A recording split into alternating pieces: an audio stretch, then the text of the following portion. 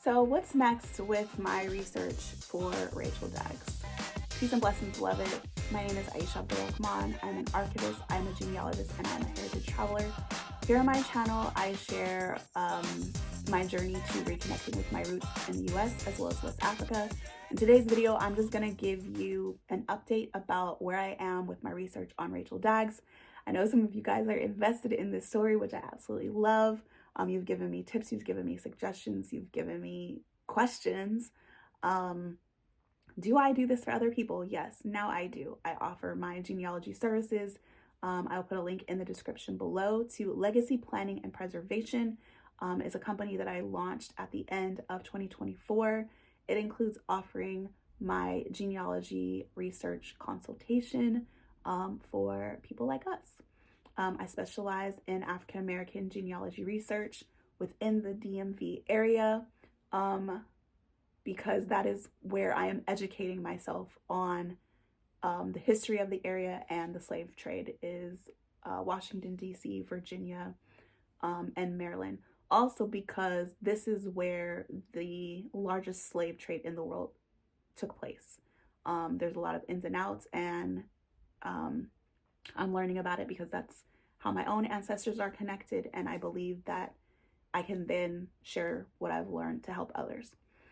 So Rachel Daggs, I believe, based on DNA and DNA matching and other people that are connected to her through DNA, is in Stafford County, Virginia, Fredericksburg area.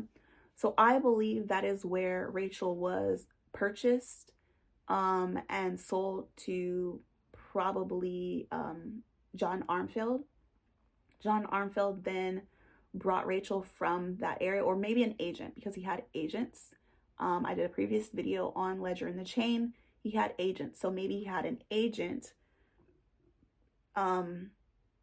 that purchased her and then brought her to, or maybe he even stole her. I don't know.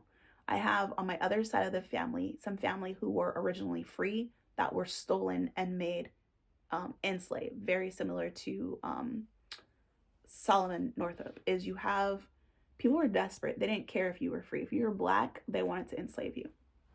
It's crazy. So I believe that Rachel was probably maybe born and raised in Stafford County because there's a lot more of us still there. And I've seen others of us that were enslaved there based on DNA research, and others that I match, and other family members that I've talked to. And so I believe that that is where I will find and confirm. I haven't confirmed it yet. I have a theory. I think that that is where Rachel's father is. Either Rachel married a Daggs and we just have her name as Daggs and we don't know her maiden name, or her father was a Daggs. Yes, either her father was a Daggs or she married a Daggs.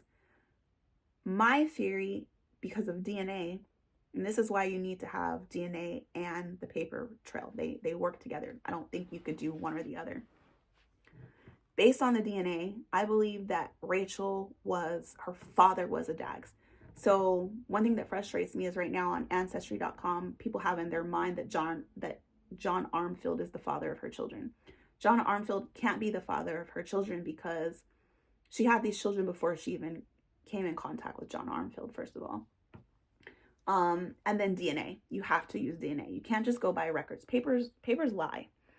So the DNA shows a match with the Stafford County Daggs family.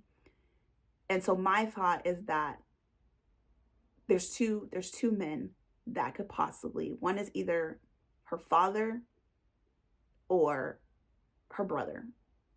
So there's two men. It's either one or the other. It's either the younger one is her husband or the younger one is her father or the older one is her father. I'm thinking the older Daggs that I'm looking at is her father. So it's kind of hard to explain without showing you the family tree and the DNA match details.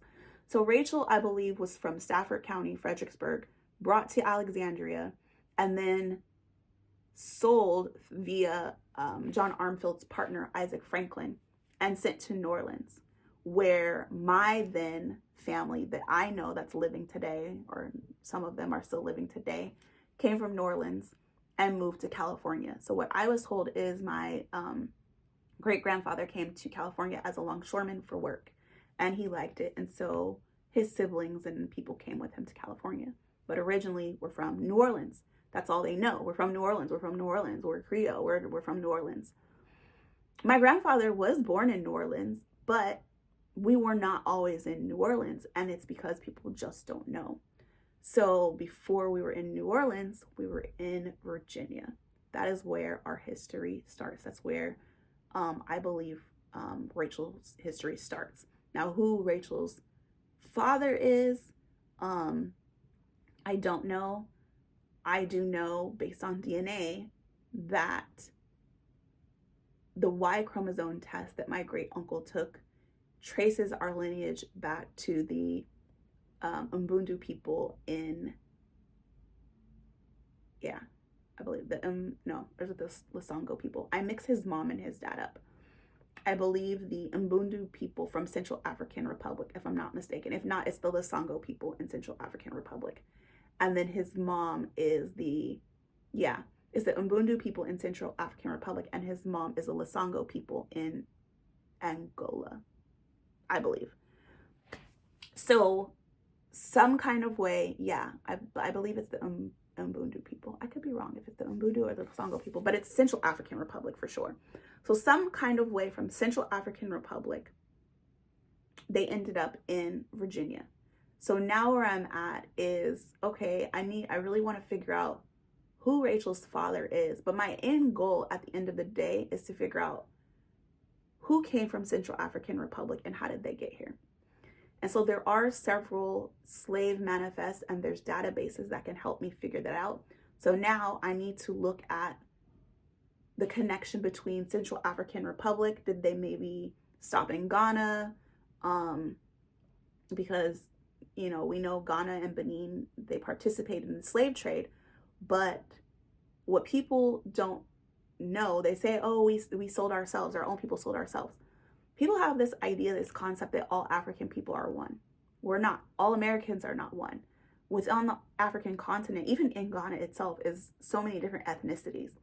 They had wars amongst themselves. So I need to now search the history of Central African Republic and find out who colonized them. What was the history there? What was their experience with the slave trade? And understand that to connect then how it works, how it connects to here with the US. So that's where I'm at with my journey with Rachel, is confirming who her father is through that DNA match that I have in Stafford County, and figuring out how did they get here. So now I may just have to research them or whoever enslaved them and look at their business. Where did they purchase their enslaved people from? How did they get people that came all the way from the Central African Republic? So that could be looking at slave manifests and seeing, and also researching our surname and finding out where did that surname come from, because people didn't always get the surname from their enslaved. So on the other side of my family, I'll create another video about it, is since I've been here, I'm also researching my dad's side, is we have the Queen family. So my Queen family is very famous and known because they sued for their freedom and won. There are lawsuit cases and they were used as an example for others and they helped others. They actually were not originally enslaved. And so our Queen name did not come from the enslavers. It came, I don't know where from. So a cousin of mine said Sierra Leone. However, from my DNA test, but it's also my grandmother's mother's mother's mother.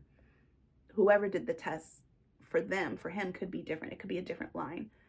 My grandmother's mother's mother's mother for my mtDNA test is Liberia. So that's the other thing, is my DNA is only for my line, my grandmother.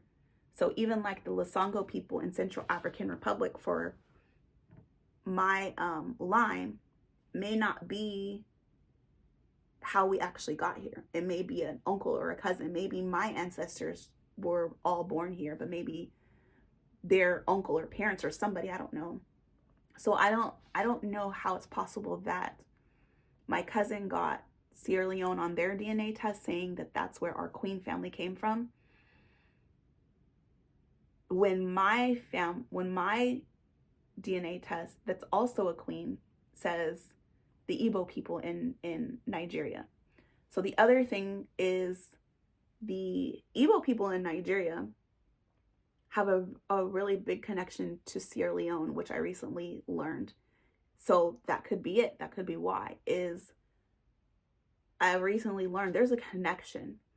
Not the Igbo people specifically, I'm not sure, but there's a connection between Nigeria and Sierra Leone. And the other thing we have to remember, history tells us that Sierra Leone was founded by freed slaves, and Liberia as well, because people went to Sierra Leone first before they went to Liberia. They went to Sierra Leone and there was malaria and things like that, and so people were dying, and so then they kept traveling and went to Liberia, but they went to Sierra Leone first. So the freed people of Sierra Leone are a Creole people because they came from everywhere. Sierra Leone is so diverse, and that is the thing that I really love about Sierra Leone, is you have people from Nigeria, you have people from Benin, you have people from Central African Republic that came to the United States and then ended up in Sierra Leone. So you also have the indigenous people there, the Mende and the Temne people of Sierra Leone, but you have people in Sierra Leone today that were not necessarily there. They are from Sierra Leone, but their ancestors were not. Maybe their ancestors were from Nigeria, and maybe that's the connection. I'm not sure. So some type of way, my cousin, he ended up with, and this is even a totally different side of the family, so I've digressed. He got Sierra Leone and I got Nigeria, and I don't know why, and I think that that's why. But specifically with Rachel, the DNA that I have shows Central African Republic. So that's where I'm at with my research with Rachel, is confirming who her father actually was. Because if she was married to a Daggs, I wouldn't get that same DNA match. It would be different. So she was actually a Daggs herself. So her father has to be the Daggs. It's just figuring out which one was it. And I'm thinking it was the older Daggs. And the problem is, I'm not finding Rachel living with them. I'm not finding any census records or anything showing Rachel in Stafford County. So that's the other thing. That's where I'm at. That's what I have to figure out. Is I have to find Rachel in Stafford County before she got to Alexandria. And it's like she just appeared out of nowhere. There's a 1830 census that has her in Ward 1, Washington, D.C. But I'm not sure if that's actually Rachel. It's a Rachel Daggs, and it's I don't think her name would be that common to have more than one Rachel Daggs, so I'm pretty sure it's her, but I'm not sure. So that's it, guys. That's where I'm at. I wanted to give you guys that update with Rachel. Currently filming. I'm still in the DMV area. I will be here for a while. But by the time you see this video, I will be back in California. So my research on Rachel is going to be limited to what I can find online. I do believe that I'm going to have to make a trip to North Carolina. I'll do a little bit more research, and look at the book Ledger in the Chain and see what information is in North Carolina, and look online at that finding aid, because there has to be a business record that shows who was Rachel purchased from, who was she purchased from, how much did they pay for her. There has to be a business record that shows that. So I think that that's what I'm looking for. I have to find that receipt, that paperwork. All right, guys, that's it. Life is good. Have a blessed day.